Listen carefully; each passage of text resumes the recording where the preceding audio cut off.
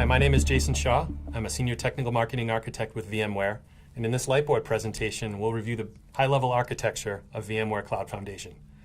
Cloud Foundation is an integrated software solution that brings together some core components of the VMware portfolio into a standardized architecture for deploying, operating, and maintaining a VMware private cloud. Cloud Foundation has an automated deployment process that requires 4 servers.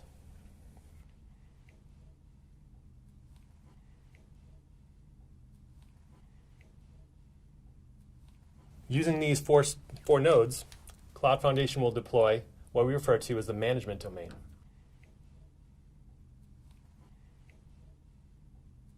This is a dedicated vSphere cluster with a shared vSAN data store and a dedicated NSXT deployment. These hosts will provide the CPU, the memory, and the storage resources to run all the workloads in the management domain. As part of this automated deployment, a number of important virtual infrastructure VMs will be deployed. The first is a dedicated vCenter server with platform services and a single sign-on domain. There's a dedicated NSXT deployment, so we'll have 3 NSXT manager controllers,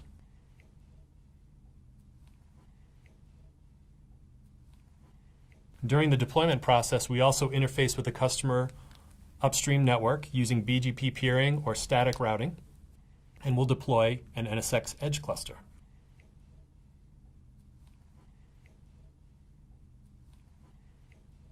And this is to support overlay networks. We'll also deploy the SDDC Manager VM.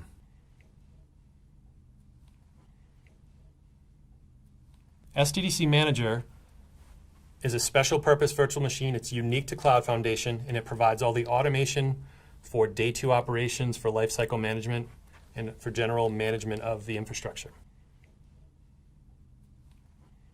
Now at this point, we've got our private cloud deployed, we've got our management set up.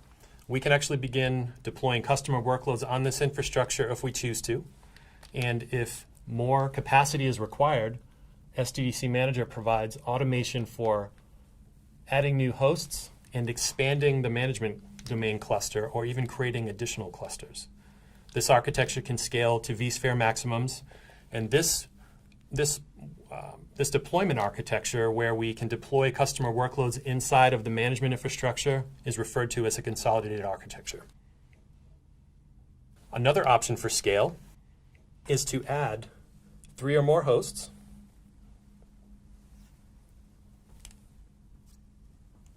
and create what we refer to as a VI, or virtual infrastructure workload domain.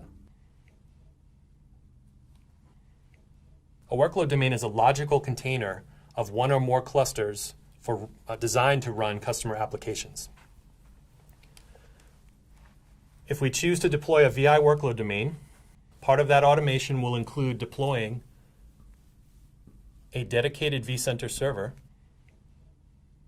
with platform services. This vCenter server will be connected to the management vCenter server using enhanced link mode. The platform services will be connected and replicating between the two for that shared SSO domain. And you can see I'm drawing the vCenter server inside of the management domain infrastructure. That's actually where it's going to be deployed. Again, keeping your management infrastructure separate from where you run your customer workloads. This workload domain will also have a dedicated NSXT deployment. So we'll have 3 NSXT manager controllers.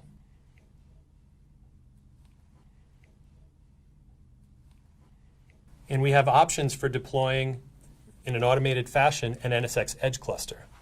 If that option's taken, that will actually be deployed on the new VI workload domain hosts.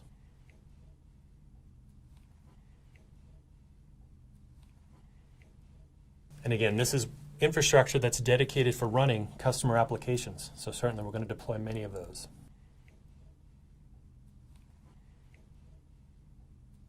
This architecture, where we have customer workloads separate from management is what we refer to as a standard deployment architecture.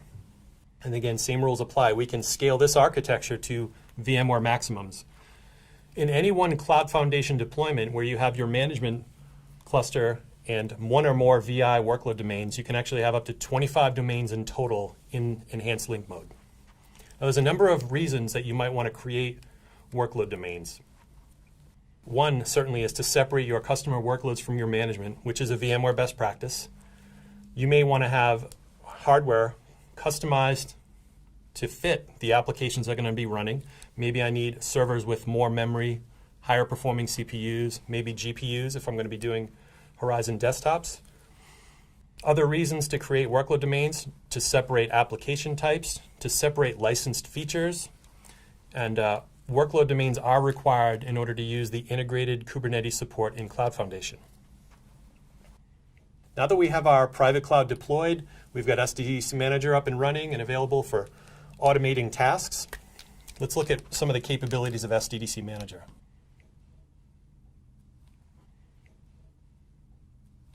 So moving forward, we can use SDDC Manager to create and expand workload domains. We have a lot of automated tasks for day 2 operations. And examples would include password rotation, rolling through all of your management components and rotating all of the passwords, all done in an automated fashion. Certificate management. We can integrate with the customer's certificate authority and generate and rotate certificates across all the management components. Again, another really powerful automation to help the administrators. One key feature of SDDC Manager is what we refer to as LCM, or Lifecycle Management. SDDC Manager can download pre-validated, pre-tested support bundles that then the administrator can deploy to one or more workload domains, again, automatically deploying patches and updates, making ongoing lifecycle management of the infrastructure very simple. That's the end of our demo. Thanks so much for watching.